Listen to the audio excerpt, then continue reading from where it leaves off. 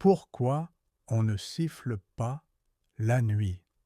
La nuit tombait toujours lentement sur le village de Couretam, comme si même le soleil hésitait à laisser la place à l'obscurité. Le ciel devenait rouge, puis violet, puis noir profond. Quand la dernière lumière disparaissait derrière les dunes, le village retenait son souffle. Couretam était un ancien village nigérien, perdu entre les terres sèches et le vent brûlant du Sahel. Les maisons étaient des cases rondes en banco, fissurées par le temps, coiffées de toits en paille attachés avec des lianes. Les ruelles étaient étroites, tracées par des générations de pas nus. Les habitants portaient des habits en peau de bête, peau de chèvre pour les enfants, peau d'antilope pour les chasseurs, peau de bœuf pour les anciens. Autour de leur cou, des amulettes faites d'os, de cuir et de coquillages. Quand la nuit arrivait, le village changeait. Les rires s'éteignaient, les portes se fermaient, les feux brûlaient plus bas, car à Couretam, tout le monde connaissait la loi la plus ancienne. On ne siffle jamais la nuit. Les anciens disaient que cette règle existait avant même la fondation du village, avant les premières cases, avant les premiers morts. Chaque soir, autour du feu, les anciens racontaient l'histoire aux enfants. Ils parlaient lentement, d'une voix grave, pendant que le bois craquait. Ils disaient que la nuit n'était pas vide, elle était peuplée. Dans l'obscurité vivaient les cachis-cachis, des esprits du sable et du vent, invisibles le jour, mais éveillés quand la lune montait. Ils n'avaient pas de forme fixe, parfois ombre, parfois silhouette humaine trop maigre, parfois simple souffle glacé. Les cachis-cachis ne parlaient pas, ils sifflaient, et le sifflement était leur langue. Siffler la nuit, c'était parler leur langage, c'était les appeler sans le savoir, c'était leur dire « je suis là ». Les anciens terminaient toujours leur récit par la même phrase. Celui qui siffle la nuit ouvre la porte que même les ancêtres ont peur de franchir. Il y avait pourtant un jeune homme qui riait de ces histoires. Il s'appelait Issa Dogo. Issa Dogo était fort, rapide, respecté pour sa chasse. Il portait une peau de hyène sur les épaules, symbole de courage et d'insolence. Son regard était vif, mais son cœur était plein d'orgueil. Il disait souvent « Les anciens ont peur de l'ombre.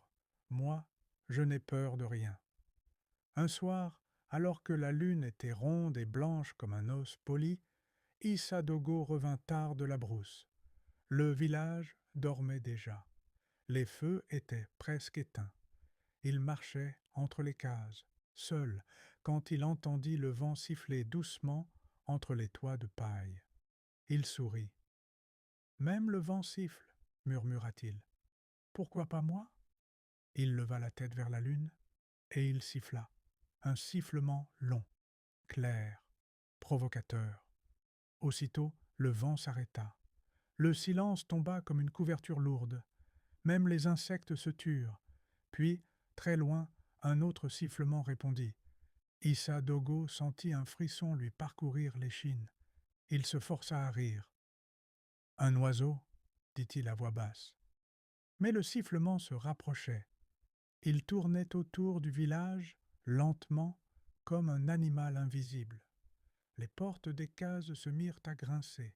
Les chiens se cachèrent sous les lits. Issa Dogo voulut rentrer chez lui, mais ses pieds semblaient s'enfoncer dans le sol. Alors, il vit les ombres, ceux qui marchent la nuit. Des silhouettes apparurent au bord du village. Elles semblaient faites de fumée et de sable. Leurs bras étaient trop longs, leurs têtes penchées. Elles portaient des peaux anciennes, déchirées, tachées de poussière noire. Leurs yeux brillaient faiblement, comme des braises mourantes. Elles sifflèrent à l'unisson. Issa Dogo tomba à genoux. Il comprit trop tard. Les Kashi-Kashi avaient répondu. Ils ne couraient pas.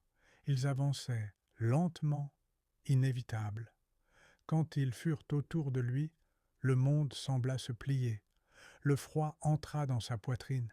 Issa Dogo cria, mais aucun son ne sortit. Les esprits approchèrent leurs visages sans bouche près du sien et sifflèrent une dernière fois, juste à son oreille. Puis, ils disparurent. Le matin après la nuit. À l'aube, le village se réveilla dans un silence étrange. Issa Dogo était assis au centre du village, immobile. Ses yeux étaient ouverts, son corps intact. Mais quand sa mère courut vers lui et l'appela, il ne répondit pas. Issa Dogo ne parla plus jamais.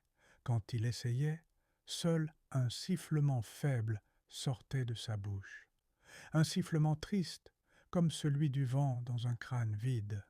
Les anciens dirent « Ils ont pris sa voix humaine et lui ont laissé celle des esprits. » Issa Dogo vécut longtemps, mais il ne chanta plus, il ne parla plus, il ne rit plus. Depuis ce jour, à Kuretam et dans les villages voisins, la règle est sacrée. Quand la nuit tombe, on ferme les portes, on baisse la voix, on respecte le silence. Car la nuit écoute. Et quand le vent siffle entre les cases, les anciens disent aux enfants « Ce ne sont pas les arbres, ce sont ceux qui attendent qu'on leur réponde. C'est pour cela que, dans le Sahel nigérien, on ne siffle jamais la nuit.